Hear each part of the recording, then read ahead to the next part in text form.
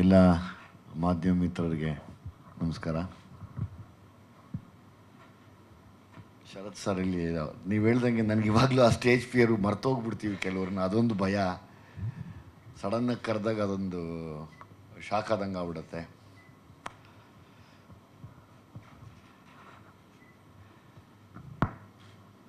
ಮೊದಲನೇದಾಗಿ ನಾನು ಡೈರೆಕ್ಟರ್ ಬಗ್ಗೆ ಮಾತಾಡ್ತೀನಿ. ನಾನಿವತ್ತು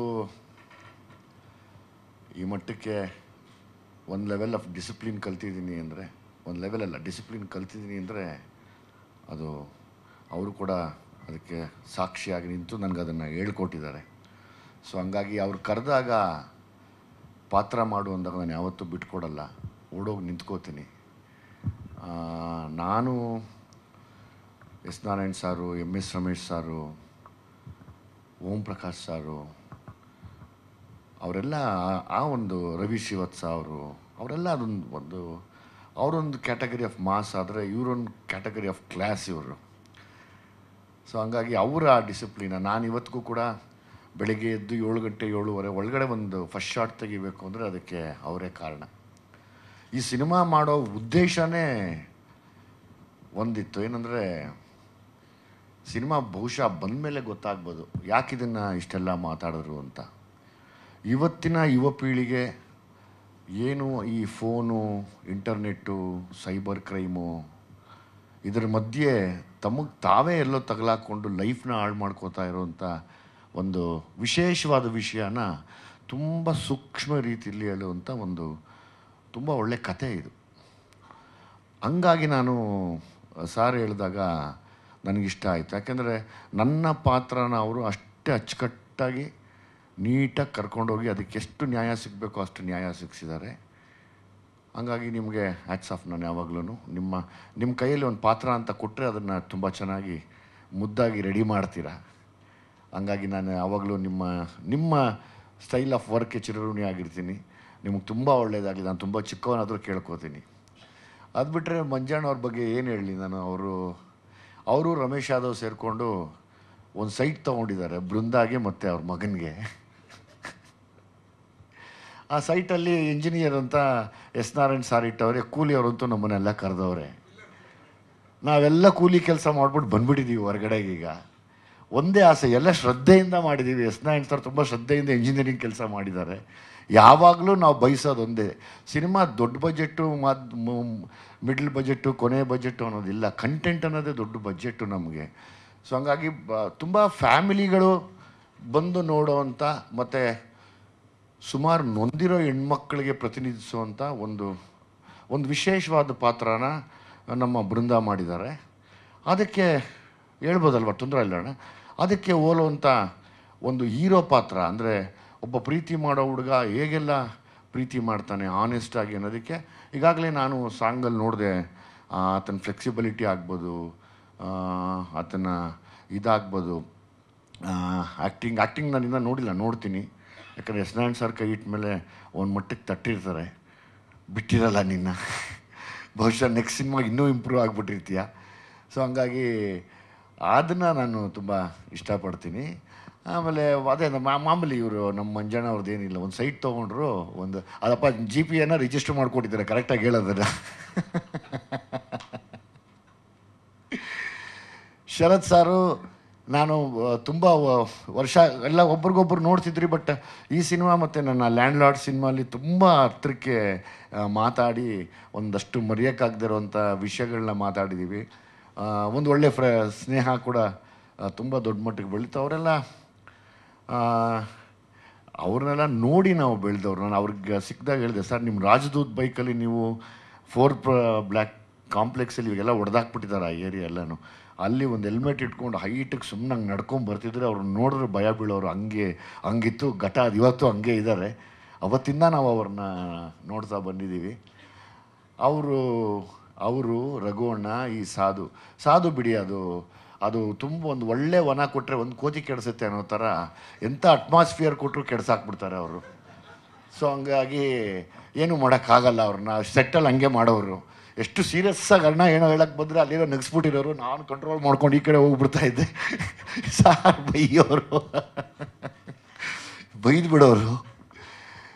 ಹಂಗೆ ಅವರು ಎಲ್ಲರಿಗೂ ಪ್ರೀತಿ ಪಾತ್ರರು ಅವರವರಿದ್ದರೆ. ರಘುವಣ್ಣ ಇದ್ದಾರೆ, ಶರತ್ ಸಾರ್ ಇದ್ದಾರೆ. ಇವರೆಲ್ಲ ಏನು ಹೇಳ್ತಾರೆ ಅಂದರೆ, ಪಾತ್ರಕ್ಕೆ ನ್ಯಾಯ ಅನ್ನೋದಾದರೆ ಅವರನ್ನು ನೋಡಿ ನಾವು ಕಲಿಬೇಕು. ಒಂದು ಪಾತ್ರ ಕೊಟ್ಟರೆ ಅದಕ್ಕೆ ನ್ಯಾಯ ಒದಗಿಸೋಕ್ಕೆ ನಾನು ಇನ್ನೂ ಕಲಿತಾ ಇದ್ದೀನಿ, ಅಭಿನಯ ಕಲಿತಾ ಇದ್ದೀನಿ, ನಿರ್ದೇಶನ ಕಲಿತಾ ಇದ್ದೀನಿ, ಎಲ್ಲವನ್ನೂ ಕಲಿತಾರೋ ಸಮಯದಲ್ಲಿ ಇವ್ರನ್ನೆಲ್ಲ ನೋಡಿ ನಾವು ಕಲಿಬೇಕು. ಯಾಕಂದರೆ ಅವರೆಷ್ಟೇ ವರ್ಷ ಯಾವುದೇ ಪಾತ್ರ ಮಾಡಿದ್ರು ಆ ಪಾತ್ರ ತಾನಾಗಿ ಇಳಿದು ಬಂದು ಆಡಿಯನ್ಸ್ ಎದೆಯಲ್ಲಿ ನಾಟ್ಕೊಳಂಗಿರುತ್ತೆ. ಆ ಒಂದು ಏನು ಬೇಕಾದ್ರೂ ಹೇಳ್ಬೋದು, ಆ ಒಂದು ಶಕ್ತಿ, ಆ ಒಂದು ಚಾತುರ್ಯತೆ, ಅಥವಾ ಆ ಒಂದು ಗೊತ್ತಿಲ್ಲ, ಅದು ಅವ್ರಿಗೆ ಗೊತ್ತಾ, ಸೀಕ್ರೆಟ್ ನಮ್ಗೆ ಹೇಳ್ತಾರೋ ಇಲ್ವೋ ಗೊತ್ತಿಲ್ಲ, ನಿಧಾನಕ್ಕೆ ಕೇಳಬೇಕು ಹೆಂಗೆ ಸಾರ್ ಅಂತಂದರೆ ಅಷ್ಟು ಪವರ್ಫುಲ್ಲಾಗಿ ಆ್ಯಕ್ಟ್ ಮಾಡ್ತಾರೆ. ಅದು ನನಗೆ ಖುಷಿ ಅನಿಸುತ್ತೆ. ಆ್ಯಸ್ ಇಟ್ ಈಸ್ ಬೃಂದ, ಅವತ್ತು 2 ಸಿನಿಮಾ ರಿಲೀಸ್ ಆಗ್ತಾಯಿದೆ. ನಿನ್ನ ಲೈಫಲ್ಲಿ ಭಾಗ್ಯಲಕ್ಷ್ಮಿ ಬರಲಿ, ಈ ಸಿನಿಮಾನೂ ನಿನ್ನ ತುಂಬ ದೊಡ್ಡ ಮಟ್ಟದ ಹಿಟ್ ಆಗಲಿ ಕಣಮ್ಮ. ನಾನು ನೋಡಿದೆ, ತುಂಬ ಖುಷಿ ಆಯಿತು. ನೀನು ಡ್ಯಾನ್ಸ್ ಮಾಡಿ ನನಗೆ ಅದ್ಯಾವುದೋ ಎಲ್ಲ ಮುಂದೆ ಮಾಡಿದ್ರೆ ಎಲ್ಲ ಮುಂದೆ ಮೊಮ್ಮಗಳಿದ್ದಂಗೆ ಇದೆಯಾ, ಮೈ ಮೇಲೆ ಬಂದಂಗಿದೆ ಎಲ್ಲಮ್ಮ.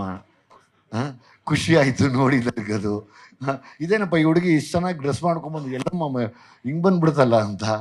ಸೊ ಹಂಗಾಗಿ ಅವತ್ತಿಂದ ಈ ಕನ್ನಡದಲ್ಲಿ ನಾವೆಲ್ಲ ಎಲ್ಲ ನಟ ನಟಿಯರು ಅಷ್ಟೇ ಎಲ್ಲ ಕಷ್ಟಪಟ್ಟು ಬಂದಿರ್ತೀವಿ. ಈವನ್ ಮಂಜು ಅವ್ರ ಮಗ ಕೂಡ ಆಗ್ಬೋದು, ಕಷ್ಟಪಟ್ಟು ಬಂದಿದ್ದಾರೆ.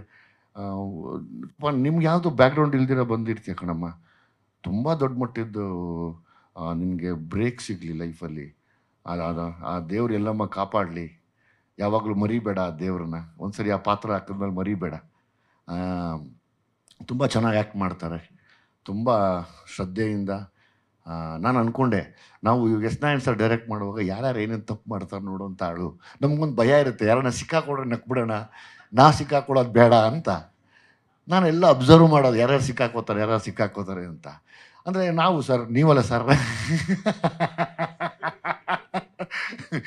ಆವಾಗ ನೋಡಿದೆ, ಲೈಕ್ ಬೃಂದ ನೋಡಿದೆ, ಸತ್ಯವಾಗ್ಲೂ ಒಂದಿನಾನು ಏನು ಹೇಳಿಸ್ಕೊಳ್ದಿರ ಇನ್ವಾಲ್ವ್ ಆಗಿಬಿಡ್ತಾಯಿದ್ರು. ಆ ಇನ್ವಾಲ್ವ್ಮೆಂಟ್ ಅದು ದೇವ್ರು ದೊಡ್ಡ ಮಟ್ಟಕ್ಕೆ ಕರ್ಕೊಂಡು ಹೋಗ್ತಾನಮ್ಮ. Don't worry, god bless you. ಇನ್ನೇನಪ್ಪ ನಿಂದು ಏನಂತ ಹೇಳೋದು? ನಿಮ್ಮಪ್ಪ ಹೇಳ್ತಾರೆ ಲವ್ ಮಾಡಲ್ಲ, ಮದುವೆ ಆಗಲ್ಲ, ಏನೂ ಮಾಡದಿರಷ್ಟು ಎಷ್ಟು ಸಾಚ ನೀನು ನನಗೆ ಹೇಳು. ಯಾವುದ್ರ ಮೇಲೆ ಆಣೆ ಮಾಡ್ಬೇಕು ಹೇಳು? ನಾನು ಅವತ್ತೇ ಹೇಳಿದೆ, ಆಡು ಮುಟ್ಟದ ಸೊಪ್ಪಿಲ್ಲ ಮಂಜಣ್ಣ, ಏನೂ ಮುಟ್ಟದೇರೋ ನೀನು ಅವ್ರ ತಮ್ಮ, ಅವ್ರ ಮಗ ನೀನು ಅಂತ, ಶ್ರೇಯಸ್ ಅಣ್ಣ ಅಂತ. ಏನದೆ? ನಿಜನಾ ಅದು ಏನಪ್ಪ? ಅಲ್ಲ, ನಿಜನಾ ಅದು? ಮತ್ತು ಲವ್ ಸೀನೆಲ್ಲ ಹೆಂಗೆ ಮಾಡ್ತೀಯ? ಹಣೆಗೆ ಮುತ್ತಿಡ್ತೀಯ, ಲಾಂಗ್ ಶಾಟಿಗೆ ಹೋಗ್ತಾ ಇದೆಯಾ, ಹಿಂಗೆ ವೈಡಲ್ಲಿ ಆರಾಮಾಗಿ ಎಂಜಾಯ್ ಮಾಡ್ತಾ ಇದೀಯ ಮುತ್ತಿಟ್ಕೊಂಡು. ಇದಕ್ಕಿನ್ನ ಇನ್ನೇನು ಬೇಕು? ನಿಮ್ಮ ಅಪ್ಪಂಗೆ ಎಷ್ಟು ಮಿಸ್ಗೈಡ್ ಮಾಡ್ತಾ ಇದೀಯ ನೀನು. ಪಾತ್ರ ಅಲ್ಲ, ಅನುಭವ ಇದ್ದಾಗಲೇ ಮಾಡೋಕ್ಕಾಗೋದದು. ಇಲ್ಲ ಅವ್ರ ಅಪ್ಪ ಎಷ್ಟು ನನಗೆ ಇವರಿಬ್ಬರು ನೋಡಿದಾಗ ಒಂದೇ ಒಂದು ಸರ್ ಯಾವಾಗಲೂ ಆ ತಂದೆ ಪ್ರೀತಿ ಈ ಮಗನ ಮೇಲೆ, ಈ ಮಗನ ಕೋಪ ತಂದೆ ಮೇಲೆ, ಇವರಿಬ್ಬರು ಕಿತ್ತಾಟದಲ್ಲಿ ಯಾವುದೋ ಒಂದು ಈ ಸಿನಿಮಾನೇ ದೊಡ್ಡ ಹಿಟ್ಟಾಗಲಿ, ಅದಕ್ಕಿಂತ ಇನ್ನೇನು ಬೇಕು?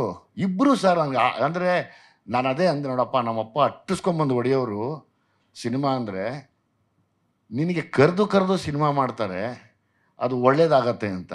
ಹಂಗಿದ್ದಾಗ ಏನೀಗ ನೀನಾಗಿ ನೀನೇ ಹೇಳ್ತೀಯ, ನಾನೇನೋ ಹುಡುಕ್ಬೇಕಾ? ಹಂಗಾಗಬೇಡ, ಸಾಧು ಆಗ್ಬಿಡ್ತೀಯ ನೀನು. ಸಾಧುಕ್ಕೆ ಹೋಗಿಲ್ಲ ಅಲ್ಲ,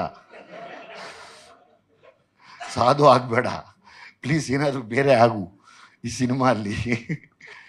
ನಿಮ್ಮಪ್ಪ ಅವರು ನಾನು ವಿಜಯ್ ಅಷ್ಟಲ್ಲ ಅಂತ. ನಾನು ನಿಮ್ಮಪ್ಪನಷ್ಟಲ್ಲ, ನಿಮ್ಮಪ್ಪ ಹಳೇ ಘಟ.